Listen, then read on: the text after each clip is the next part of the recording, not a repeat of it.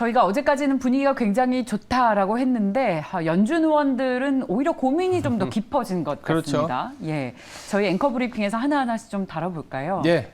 바로 한번 들어가 보겠습니다. 네. 물가 피크아웃은 했죠. 예. 그러나 추세가 필요하다. 이 말 이상 얘기할 수 있는 건 없는 것 같습니다.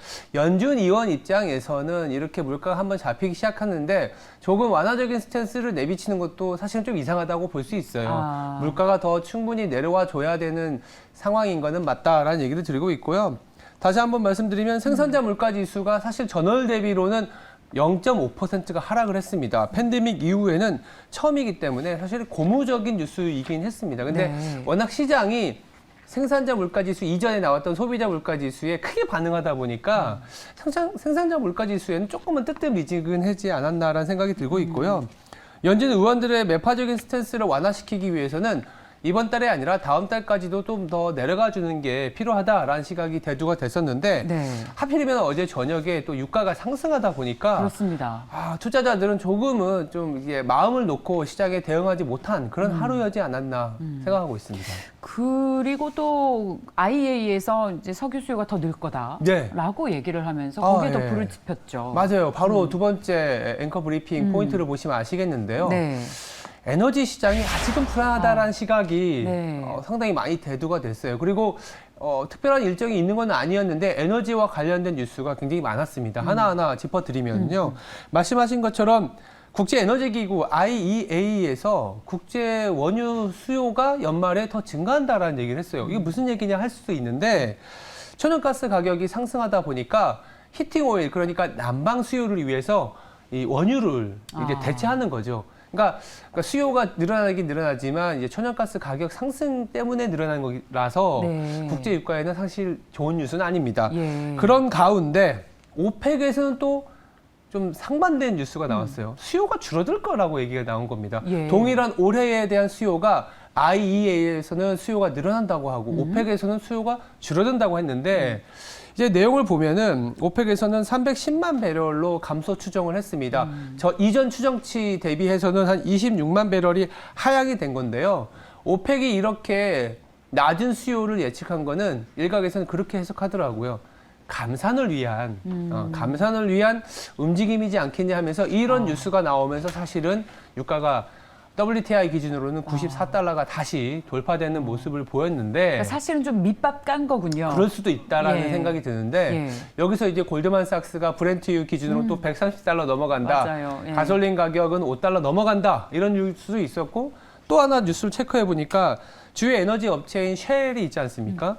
멕시코만에 파이프라인이 누출이 됐다고 합니다. 그래서 세계를 좀 폐쇄해야 되는 뉴스가 나오다 보니까 지금 뭐 미국은 또 허리케인 시즌이거든요. 그래서 여러 가지 한 4개 정도의 뉴스가 나왔는데 이로 인해서 유가가 상승을 했습니다. 그래서 국채 수익률도 상승했고 그러면 물가가 이거 피크아웃 맞아? 라는 생각이 드는 하루였다라고 보시면 될 것 같아요. 우리가 사실 인플레이션이 이제 정점을 찍었다라는 인식에 힘을 실어줬던 것이 국제유가가 90달러 밑에까지 내려왔던 것인데 근데 이게 어그러지면 또 물가 피크 아웃이 아니라 여전히 피크인 상태에서 계속 가게 되면 긴축 속도가 완화된다는 기대감도 무너질 수 있죠. 무너질 수 있고요. 그러다 보니까 이제 랠리가 끝난 거 아니냐. 세 번째 포인트를 보시면 아시겠지만 베어마켓 랠리가 이제 끝났다라는 시각이 대두가 되고 있고 한편으로는 아니다, 이제 상승 국면이 유효하다. 그러니까 굉장히 좀 뭐랄까요, 논리가 한쪽으로 기울 수 없는 상황이에요. 그러니까 피크아웃 했기 때문에 이제는 밸류에이션에서 훼손될 만한 거는 이미 다 봤다라는 시각이 있고 한편으로는 아니다.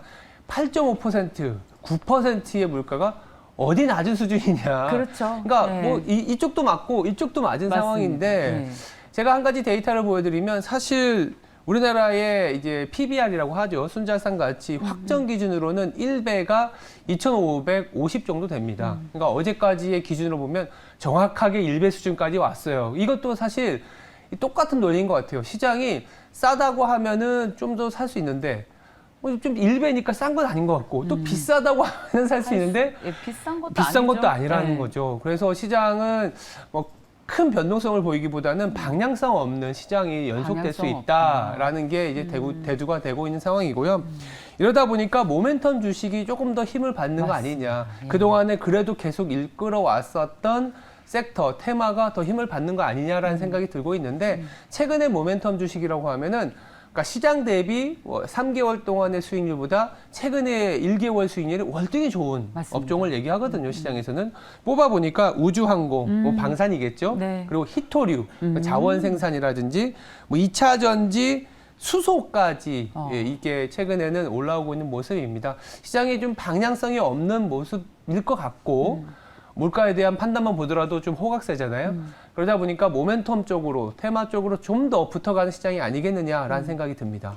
진짜 이제 저도 그렇고 많은 시장 참여자분들이 특히 이제 팀장님 같은 전략가들은 이렇게 시장 전망이 엇갈리는 때가 또 없었다라면서 그래서 지금 우상향으로든 혹은 또 밑으로든 어떻게 해서든 한쪽으로만 보기 어려운 시장인데 그렇죠. 그래서 제가 고민이 될 때 시장에서 아주 큰 손 투자자들과 통화를 합니다. 거의 1조에 가까운 자금 운용하는 그렇죠. 분께 얘기를 들어봤더니 우리처럼 투자하는 사람이 중요한 건 이제 지수가 어떻게 된 건 중요하지 않고 바닥을 다졌다는 게 중요하다. 그렇죠. 그러면 이제 좀 적극적으로 투자할 수 있는데 일부 종목 같은 경우에는 지수가 3,300포인트 갈 정도의 수준까지 신고가를 찍어버렸다는 거예요. 그런 것도 있죠. 맞아요. 그래서 지금 놓치면 안 되는 시장이다. 왜냐하면 바닥은 다졌기 때문에. 그렇죠. 2,300을 예. 다시 깨고 내려간 시장이냐 이런 것까지는 보지는 않는데 예. 그렇다고 또 2,550 이상을 또 뚫고 가는 시장이냐 이게 또 만만치 않다라는 시각이 워낙 대두되다 보니까 그 안에서 소위 말해서 주도 네. 내지는 힘을 받고 있는 섹터를